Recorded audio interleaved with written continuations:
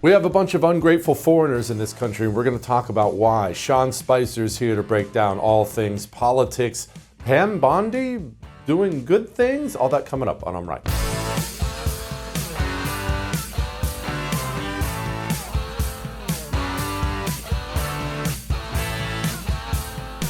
Let's talk about gratitude, shall we?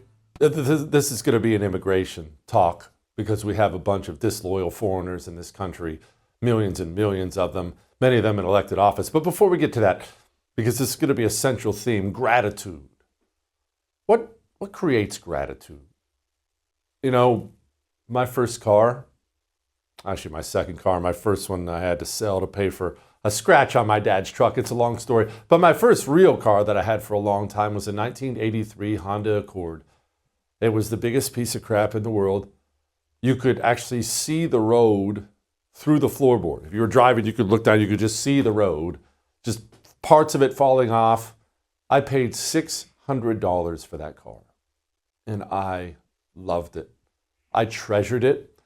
The day I went off to the Marine Corps and had to sell that car, I was legit heartbroken, like I was saying goodbye to an old friend.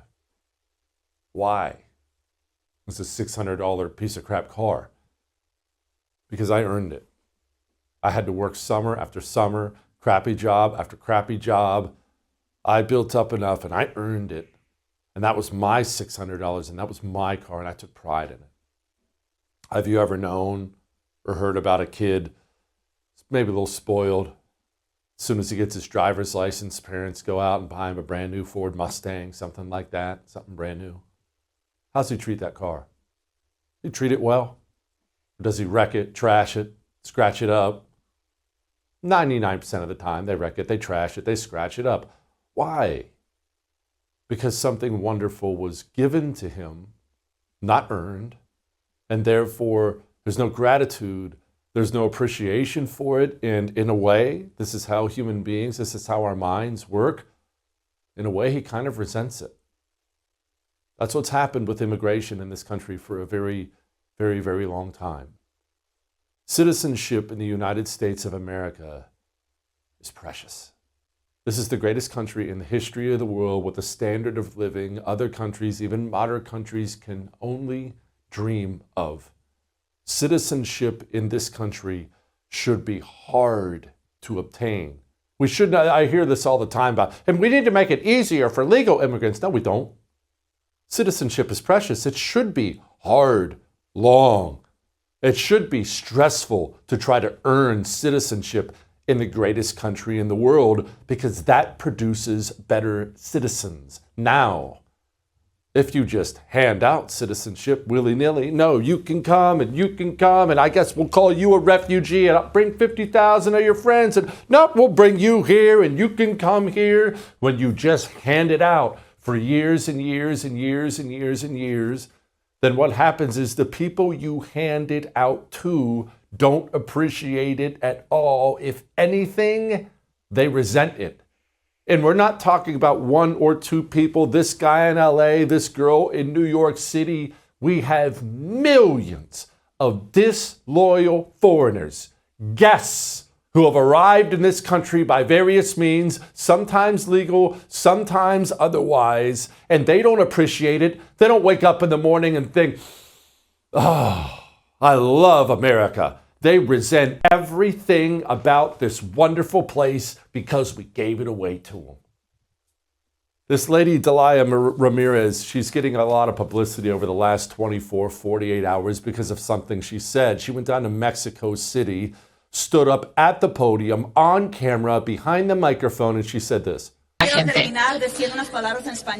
yo soy guatemalteca con mucho orgullo, primero que soy americana.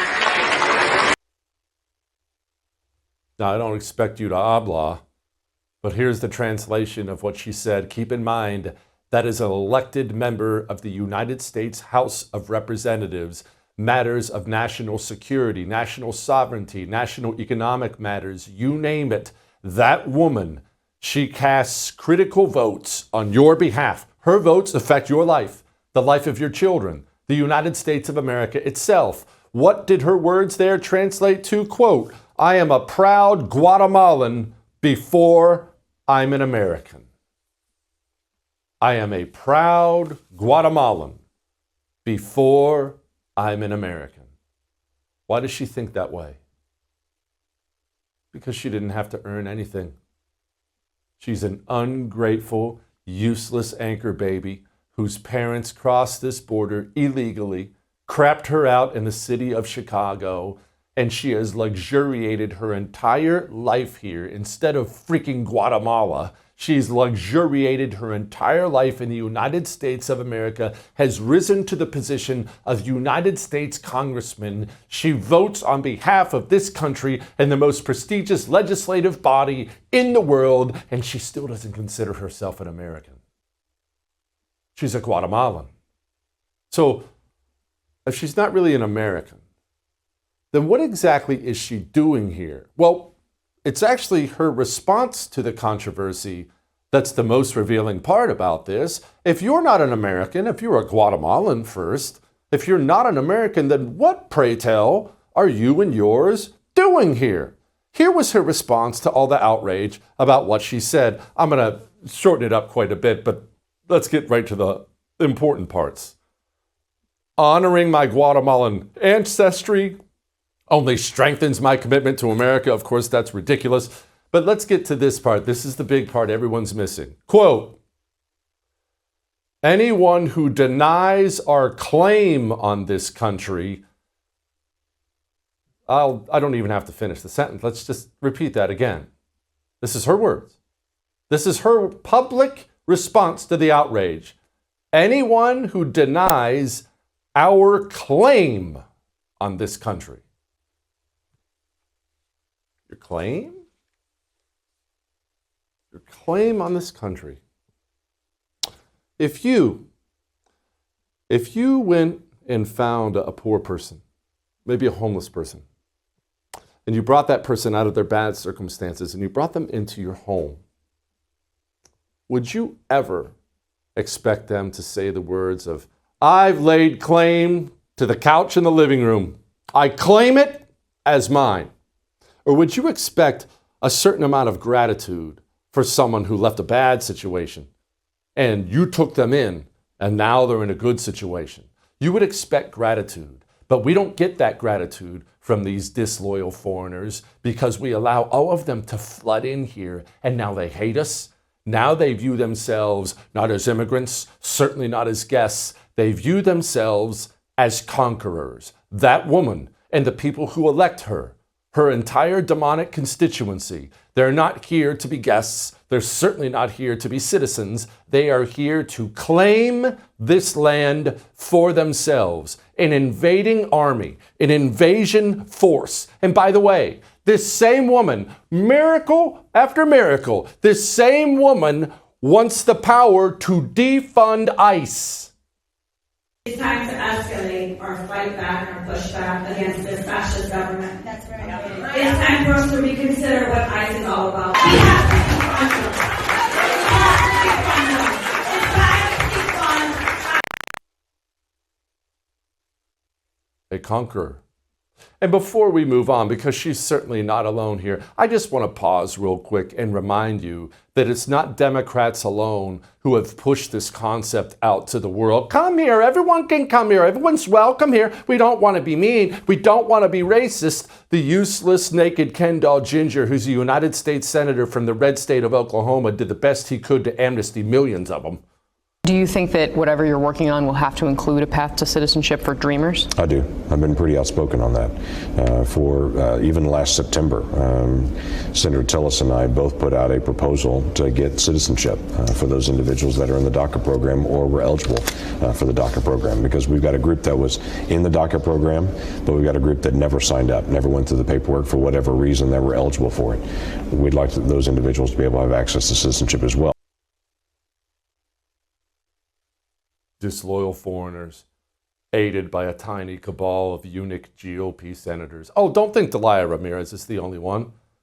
Elected Democrat after elected Democrat from every single layer of power in this country have uttered words similar to this. Ilhan Omar says this stuff every day. jawaabteedu waxay ahayd dawladda Mareykanka waxay ka qabanaysaa wixii annaga aan dhahno dawladda Mareykanka qabo waa kalsoonidaas inaan isku qabno annaga Soomaali haddii aan nahay waddankan annagaa ku nool. Does that sound like a guest? A grateful guest? Keep in mind, Ilhan Omar wasn't born here. She was brought to this country as a refugee. She was brought to this country from maybe the worst place on planet Earth. That place is known as Somalia, a place full of famine, death, female genital mutilation, run by warlords, and a despicable country in every possible way. And that vile little Marxist was plucked out of that hellhole and brought to the greatest country on the planet. And she doesn't wake up and she doesn't go to sleep full of gratitude for the country where she now resides. She views herself as a representative of the conquerors of this land. She is here to conquer and pillage the United States of America. Not a guest, no gratitude. And this has been going on for decades. Democrats have driven it. Republicans have protected it at every single possible turn. And while they're here, they'll get on camera and say stuff like this. Here in Congress, we are fighting back every single day. We are fighting to protect immigrant families from mass detention and deportation. I would say our country should be more fearful of white men across our country because they are actually causing most of the deaths within this country. We should be profiling, monitoring, and creating policies to fight the radicalization of white men. Yeah, I know everyone's happy about the secure border right now. I know I certainly am as well, and credit to the Trump administration for securing the border. It looks like we're going to have a negative net migration for the first time in 50 years. All these things are very good things. It's not near enough. It's time to start denaturalizing and deporting these people. That's not an extreme step. That's the moderate solution. The second you get up on camera, especially as a member of the House of Representatives, and announce that you're there in service to a separate foreign country, announce that your loyalty lies with a foreign country, you shouldn't just be stripped of your committee assignments and kicked out of the House of Representatives. You should be removed, your citizenship should be removed, and you should be on the next deportation flight with all the other scumbags who came here illegally. It's time to start denaturalizing and deporting people. We have to get rid of these vile little conquerors in our midst who walked into our living room with our grace, with our kindness, and they've now, what word did she use? Claimed the place. All that may have made you uncomfortable, but I am right. This actually leads me perfectly to more redistricting talk. What is happening here? There's nobody better to talk about this stuff than Sean Spicer. I love when Sean comes on. We'll talk to him in a moment. Before we talk to Sean Spicer, we have a long battle ahead of us, you and I. No question about that. We cannot win this fight, all the different fights we have, if we're out of gas at the end of the day. If we're slamming into that energy wall at 2 or 3 in the afternoon, we can't win. Can't. That's why Chalk is here, to change your life for the better. Chalk, it's more than natural or herbal supplements for me. It's, gosh, this is going to sound so cheesy, kind of giving me my youth back. I've been taking a male vitality stack from Chalk for over 3 years, and I just feel younger. I feel way younger than I did 5 years ago. Just full of energy. My mind works really well. I'm in so much of a better mood. Do this. Give it 90 days. Take a female vitality stack or a male vitality stack for 90 days. If it doesn't work, cancel your subscription if you don't feel better. I'm asking you to. They won't harass you. They'll say, okay, that sounds good. Chalk.com/JesseTV. We'll be back.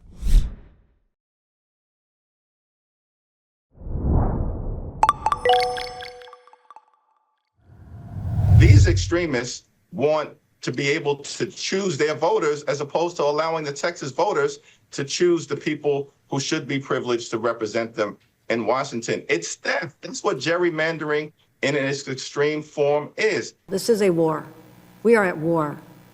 And that's why the gloves are off, and I say, bring it on. They expect us to take the punch and say thank you. Well, I am here to tell you, not only are we going to punch back, but we're about to beat you down. We're going to win.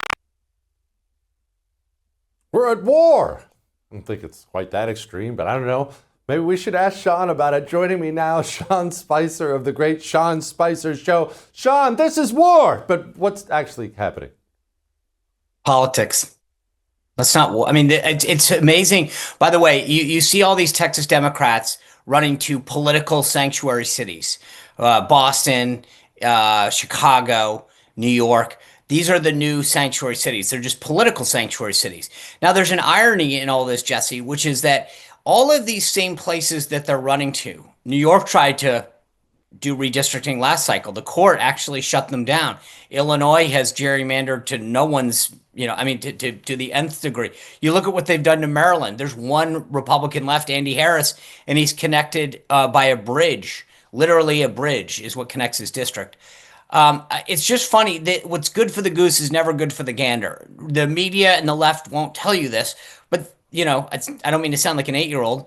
They started it. They did this, and they're just pissed, frankly, that Republicans are doing exactly what they've done all along.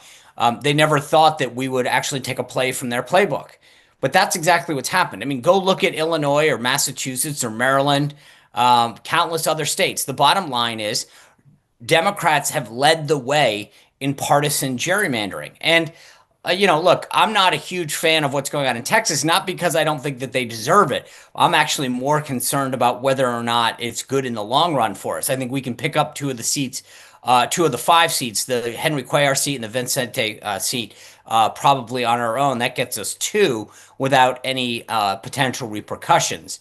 So, but that being said, just on a political basis, this idea that we're at war, if that's a war, then let's be honest, they started it. Okay, Sean, so there's a couple things I want to dig into here. Why is Gavin Newsom getting involved in running his mouth about this? Why is Kathy Hochul, governor of New York, saying we're at war? Why is J.B. Pritzker waddling up to the microphone in Illinois defending Texas Democrats? It's a Texas thing. These are governors of states that aren't Texas. What am I missing? Well, I think fundamentally what, and you're not missing this, the bottom line is the Democratic Party is rudderless and leaderless right now. So these folks are looking for anything that they possibly can grab onto to show that they're willing to fight, right? Gavin Newsom, just to be clear, California law prohibits what he's doing. So what he's talking about is potentially going to call a special session. Kathy Hochul knows that any reform wouldn't happen for 2 to 4 years. They're just, look, they're grasping at straws, not because they'll actually do anything, right? And this is where the media is lying to us. That, number one, reminding anyone that all of these states led the way in partisan redistricting. So that's kind of a key fact. Number two, none of these states that are looking at quote unquote retaliating can actually do something in the short term. They're posturing. They're trying to, in the case of Gavin Newsom and Pritzker in particular, they think that somehow this is going to win them plaudits if they plot a presidential run. I was the guy who fought back against Texas. I'm the one who did. But the reality is, again, what no one wants to tell you, as Paul Harvey used to say, is the rest of the story. And the rest of the story is that the Democrat pushback won't actually yield any short-term results. Maybe in the long term, who knows? But the bottom line is they're just trying to posture to show that at a current state with the Democratic Party having no leaders, no one who's willing to fight, no one who's got the gumption to take on Trump, these people are looking at anything they can to say, see, I'm the person that will fight for you. It's complete nonsense. Okay, switching gears from the redistricting thing, because you and I could nerd out on that for a very long time. What's going on with the DOJ and the voter rules, and why are Dems mad about that?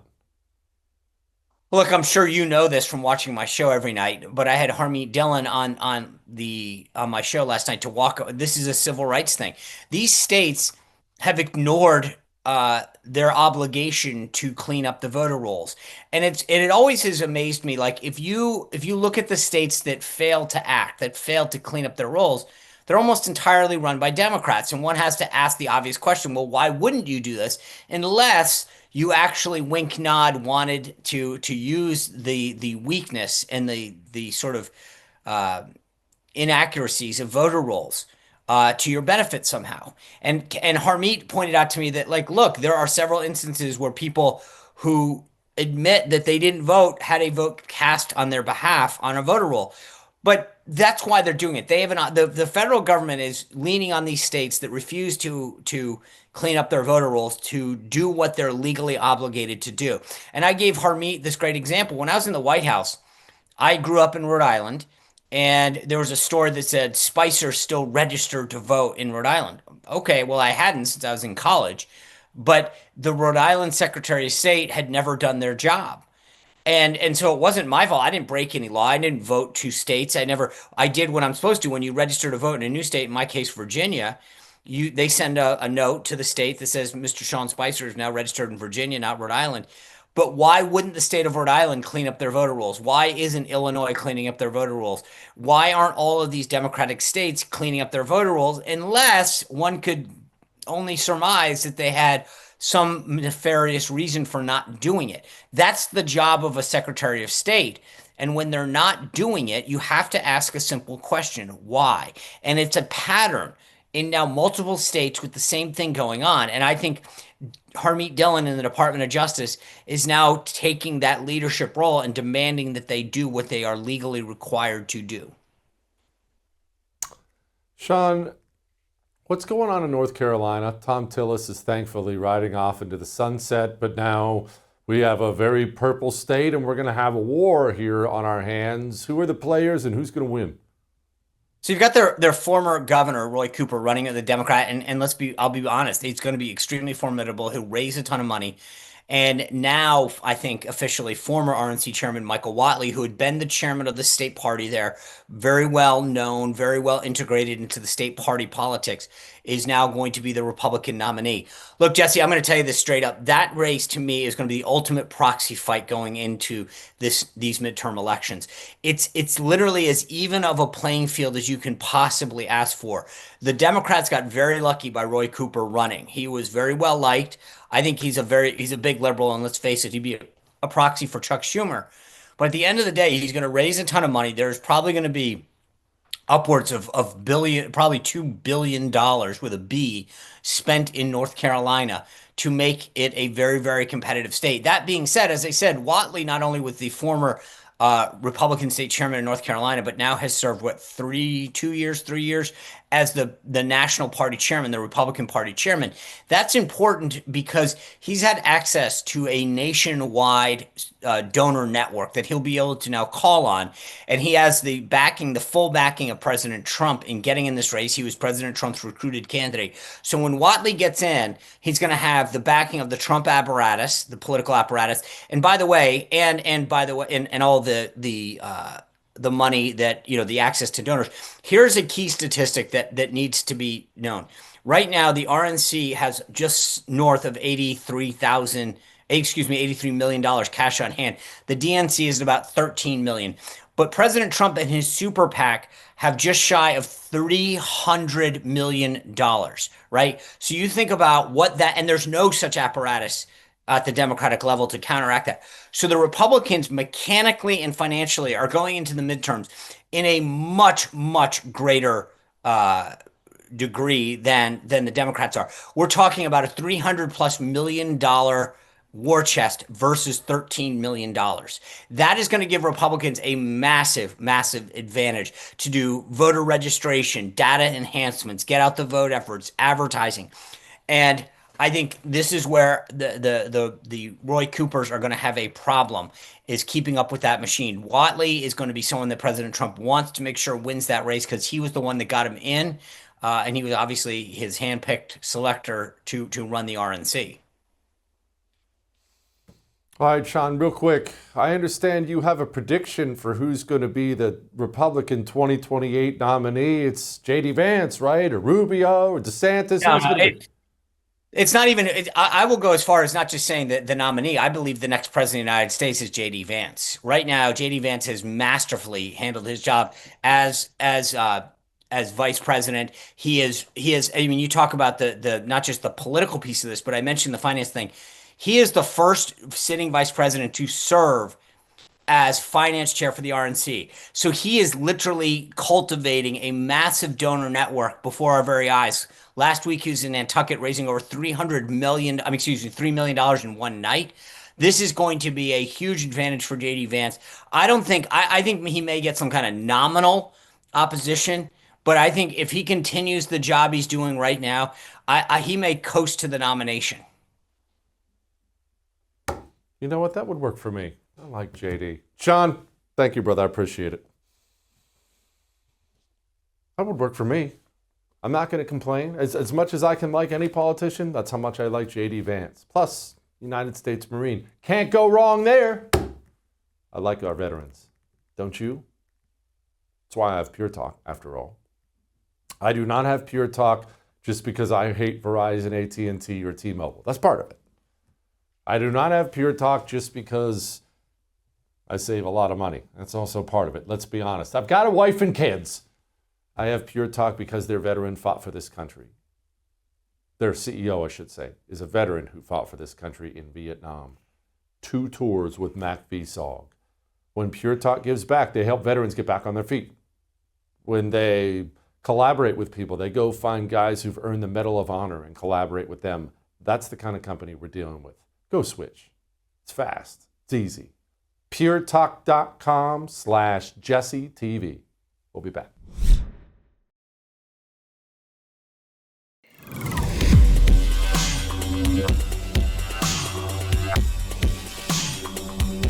So we're going to get a grand jury? That's the word on the street. Pam Bondi's ordered a grand jury. What does that mean? Are we actually going to see a government person go to prison? That never happens. I don't know. Let's ask Rachel about it. Joining me now, Rachel Bovard, Vice President of the Conservative Partnership Institute.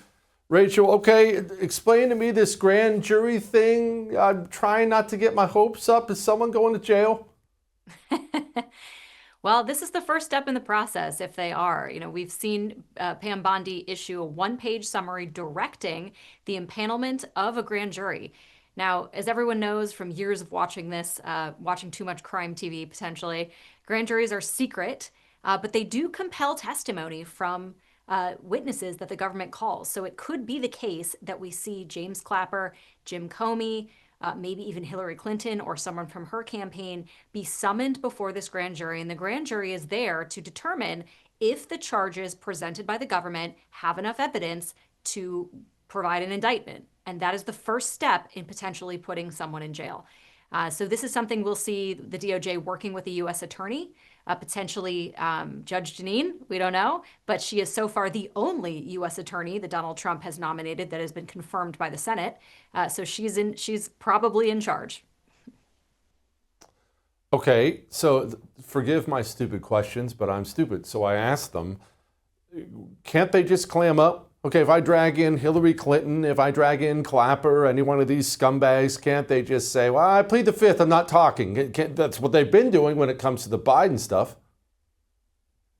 They can, and I think a lot of legal experts suspect they will, but this is not the only thing the grand jury is going to hear, right? The government is going to present mountains of evidence to support its case, and Pam Bondi clearly thinks there is enough evidence to support the claims and the indictments that they are pursuing.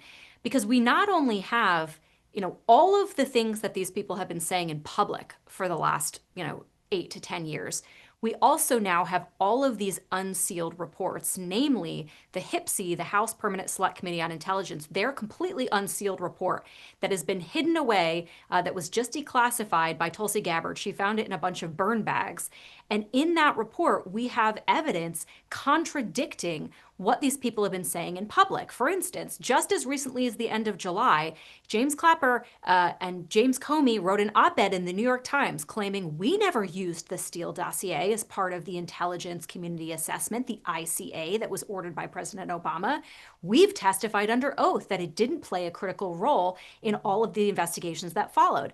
Well, the House report completely contradicts this narrative. And if the government can show that there is a conspiracy against rights, that's a federal charge, if they can show that there's an ongoing criminal conspiracy to manipulate evidence to cover up the truth, that's a federal charge that could stick. It doesn't have a statute of limitations as long as the federal conspiracy is ongoing. So this is something that we could see stick regardless of their testimony, as long as the government can make its case. Okay, I'm going to ask you to do some guessing here, but I don't understand legal matters. If we do get indictments, and Lord willing, we will get indictments, Where are we getting them? Everyone knows why I'm asking that question. If it's in D.C., you might as well not have it at all. Where would these things take place and when? Those are unknowable things, but I'll give you my best guess. You've seen John Solomon report, that this could be done in Florida. It could be close to actually where a lot of the Mar-a-Lago raid cases took place in that district court there. We could see them there. And grand juries tend to work somewhat quickly. Depending on the complexity of the arguments the government is making, this could take, several weeks to a month, but it's not a super drawn out process. So we could get an answer to this, fairly quickly. And I will just say, this is just, my political hat at this point. In my mind, this is a no-fail exercise for Pam Bondi. Because as you said at the outset, we never see people in government go to jail. We never see people held accountable for anything. People that were already tried to be held accountable in this process. Kevin Kleinsmith, who manipulated the FISA warrant against Carter Page, got a slap on the wrist. The felony that he pleaded guilty to came with a 5-year prison sentence and a $250,000 fine maximum. He didn't serve a single day in jail.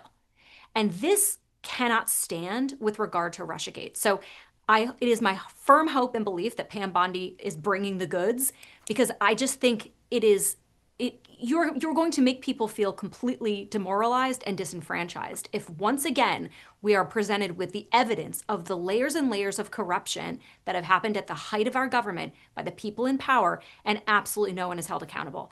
There is something to be said for no one is above the law, and people need to be in orange jumpsuits and handcuffs as the coda to this story. Amen. Rachel, thank you, ma'am. I appreciate you very much. Somebody does. I've said it before. Someone has to burn for this. We can't have another one. We can't have another case that's cut and dry, government people committed crimes and no one goes to prison, or we're going to go to a bad, bad place in this country. Almost as bad as the olive oil that's on your shelf. Look, don't get mad at me. You have bad olive oil. It's old. It's been on your shelf for I don't know how long. How long has it been there? Do you know how long it was on the grocery store shelf before you bought it? Our olive oil is old and flavorless and bland and crappy. And that's why we have farmfresh246.com. What is it? They'll grab you olive oil fresh from a farm and ship it to you. You're skeptical. I get that. Why don't you get a free bottle? They'll send you a $39 bottle of olive oil at no charge. You pay like $1 to cover the shipping. Try it. Try one bottle and you'll be all, oh no, my olive oil's been old. Farmfresh246.com. We'll be back.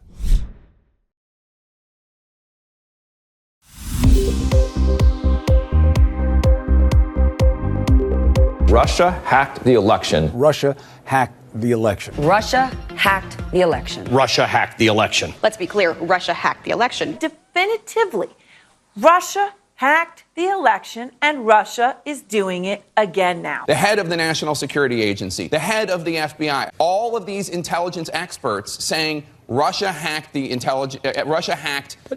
The FBI, the CIA, the NSA, the former director of national intelligence, James Clapper, I mean, they've all said this. So to believe that that's wrong, you have to believe they're all involved in an elaborate conspiracy to get Donald Trump, which seems a little far-fetched to me. Joining me now, the great David Bozell of the MRC, president of the MRC, the Media Research Center. Okay, David, obviously the media was complicit in pushing that out to the public. But a question I have for you, because you would know this far better than I would, why? Is it just that they're all a bunch of crazy libs? Is it that they work hand in hand with the ugly agencies of this country? Why did they all fall in line immediately? Ends justify the means for the left. It's an important principle, but they live and die by it. And when you have control over these major apparatuses of government, sometimes you do things that you don't, that no normal person would think. I'm going to engineer the entire federal government apparatus against a businessman who just threw his hat into the ring and just so happened to win the presidency. And this was also legacy preservation on Obama's part. He had, remember at the time, Republicans had been pledging to repeal Obamacare, replace Obamacare, and undo his entire presidency. 8 years of work. And we live in the executive order era, Jesse. Congress does very little, passing 1-2 bills a year. So when you live in the executive order era, the presidency becomes infinitely more important. So when you have those government tools at your disposal and you want to preserve your legacy, and you know that the guy coming up behind you is going to undo it, you're going to get tempted to do some unruly things to trip them up at a minimum. The media spent over 2,000 minutes claiming exactly in that montage what you just saw, guys, that the Russians were guilty of hacking into the election. I'll use their claim that they use against President Trump all the time. Those were baseless accusations, time and time again. So 2,000 minutes devoted to this hoax. And when the president suggests that the media is the enemy of the people, this is the story that he's talking about. This right here is the number one story that he's talking about, because he knew in his gut that Russia never helped him, never moved one single solitary vote in his direction. He knew it, and he knew that they knew it, and he knew that they were lying. And so when he calls the press the enemy of people, in front of his crowds with the press behind the rope lines and all those things, this is the story that he's talking about, Jesse. David, so the ends justify the means. Obviously, you're correct about that. You can't come to any other conclusion. But if you're Jake Tapper, any one of those people, it doesn't matter, any one of those people on every channel, and you sit down and you push a lie like the incoming president or current president, depending on the date, he's only there because of Russia, and you know it's a lie. How do you sleep at night and think that you're the good guy in that story? I just don't understand. I can't wrap my mind around that. Even people I hate, and I hate all kinds of people, I wouldn't do that. Yeah, I don't think they sleep. I don't think they think that they're the good guy in this story. I don't think that even crosses their mind. For them, when you have Trump derangement syndrome, which is what a number of them had developed at this particular time, when you believe your own talking points, that democracy is at risk because a New York real estate developer had assumed the presidency. When you start believing that in your head and going to the caviar and wine cocktail parties night after night after night, and that's all that your buddies can talk about, this is the kinds of things that you'll end up doing. This is why they won't cover it now. They would have to admit their complicity in the whole scam. And so, again, like I said, you had over 2,000 minutes devoted to this as the so-called scandal was unfolding. Now I think we've counted up. They're close to 5 minutes, so far, something like that, through this week. So so cover it now would to admit their own culpability in this whole deal. And they also they were addicted to power too. These are basic human emotions, right? And so they were addicted to being close to President Obama. President Obama was the cool kid on the political block, right? He was a cool kid in town. He had been senator for just a year. Then he rises rapidly to become the president. And every facet of the Washington press corps needed to get in with him, needed to get in with his people. His people had descended on Washington from Chicago. They needed to cover him glowingly. And as those 8 years developed, they developed all those friendships and relationships. And that's how, when you see Trump as the successor and he's pledged to overturn and undo your entire legacy, they went guns out, guns blazes to destroy President Trump. All right, you say they're addicted to power, and obviously that's correct, but aren't they losing it in large part because of things like this? That people are, you guys talk about this all the time with the wonderful MRC. Yeah. People are changing the channel. The ratings are going down. We're seeing such a hemorrhaging of money that people are getting fired. The power, because they abused it, is being taken from them. How can they not see that? Yeah, it's a tough deal to equate. So yeah, the ratings are sinking like a stone. CNN lost 50% of its audience from the 2020 election night to the 2024 election night. 50%. This is the adult audience. So just the cratering. The networks are cratering. CBS is essentially through Paramount, the takeover from Skydance. They face quite a bit of upheaval in their news operation, and what's going to happen there is going to be anybody's guess. So yes, the ratings are creating. However, I was just looking at readership charts from the top news websites in America. New York Times is still number one ranked news website in America. Now, a lot of people are going to play Wordle and crossword puzzles, and that explains it, but they're still number one. Google News, Apple News, Microsoft, MSN.com. These guys are all in the top 10 of readership nationwide. All of these networks, CBS, CNN, MSNBC, Washington Post, New York Times, all these people, all these operations that perpetrated this hoax are embedded in Microsoft, Google, and Apple's news presentation. So millions upon millions of people are still reading this and digesting their presentation of the news, albeit headlines aggregated, but it's and not watching these guys. You know, people are not going to anchors and homepages for the news anymore. They're going to aggregators now. So these networks have embedded themselves into the big tech apparatus. You'll go on Google News, go on Apple, I dare anybody, go on Yahoo, the big aggregators. It'll be all the liberal networks, one after the other, after the other, after the other. Then they'll squeeze in a Fox, right? Maybe they'll squeeze in a Breitbart, and then there'll be one after the other of more liberal networks, more liberal reporting. So it's very negative against Republicans. It's very negative against Trump. And this is why, now he uses it to his political advantage, right? No Republican has ever used hatred by the media to their political advantage as well as President Trump. And I would actually submit that that's why he's a two-time president, because he's done that so well. So it sounds like what we're looking at is a facade. They have more clicks, they have more ratings, they have more readership because just like these dirty communists always do, they're just working together. They're working together. Google is going to hold up the New York Times. Microsoft is going to hold up Yahoo. They're all going to work together. Yeah, they had their believability rate. I think Gallup had the latest one was in April. It's in the low 30s. I mean, I think Pelosi has a better approval rating than some of these liberal networks, believe it or not. So they're in the believability rate is in the toilet. I think almost half the country has statistically no trust in the media. I think that number is around 44%. That's half the country that has no trust in any media whatsoever.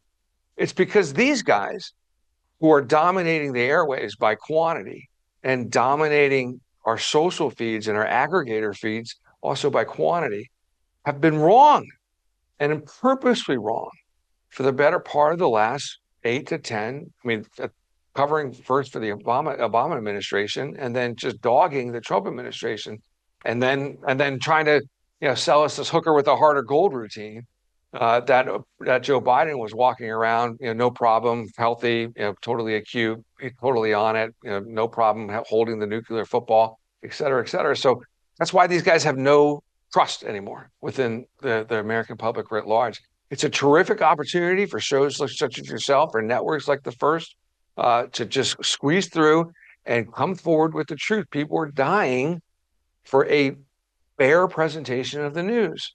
So it's a terrific opportunity for the center-right ecosystem to shine here. David, thank you for what you do, man. Appreciate you. Lighten the mood. Next.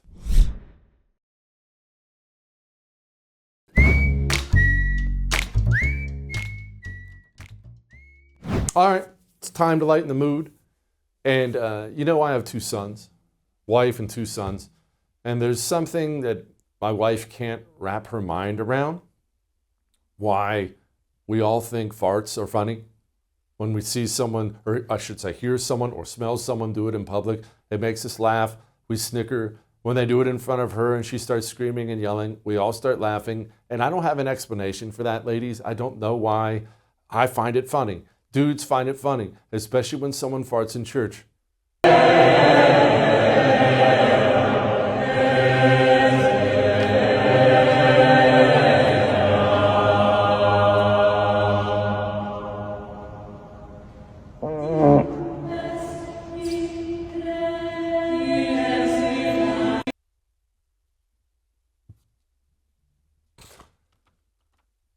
I'll see you tomorrow.